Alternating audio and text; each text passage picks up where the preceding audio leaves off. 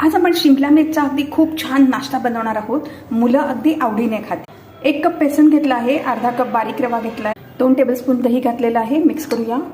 Mix केलं आहे, थोडंसं आपण पाणी घालूया आणि हे भिजवून घेऊया। मिक्स केलं आहे, 10 मिनिटं आपण झाकून बाजूला ठेवूया। एक छोटा कांदा बारीक चिरून घेतला आहे, थोडं गाजर किसून घेतलं आहे, कॉलीफ्लॉवर, मी हे ब्रोकोली घेतला आहे आणि कोथिंबीर आणि थोडीशी हिरवी मिरची। हे सगळं आता ह्याच्यामध्ये घातलेलं आहे। तसं अजून मीठ घातलं आहे, चिली फ्लेक्स घातले आहेत आणि ओरेगानो घातलं आहे। मिक्स करूया। थोडासा मी सोडा घातलेला आहे, त्याच्यावरती आपण पाणी घालूया। पाहिजे तर आपण इनो सुद्धा घालू शकतो। शिमला मिरचचा नाश्ता आहे, त्याच्यासाठी आपण शिमला मिरच्या अशा गोल गोल चकत्या करून घेतल्या आहेत। थोडंसं तेल घातलं आहे, चकत्या अरेंज केल्या आहेत, त्याच्यावरती आता हे आपण सारण भरूया। आता 3 मिनिटं मंद तव्यावरती आपण हे बेक करून घेऊया। हे उलट करूया। उलट केलं आहे, परत 3 मिनिटं आपण बेक करूया।